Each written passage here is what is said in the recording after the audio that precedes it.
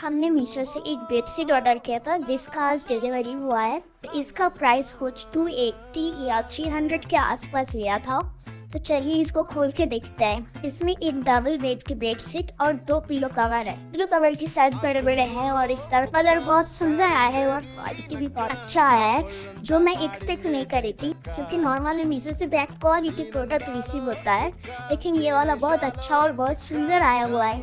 और इसमें 360 degree elastic लगा हुआ है, जिसकी वजह से आप इजीली बेड पे लगा सकते हैं।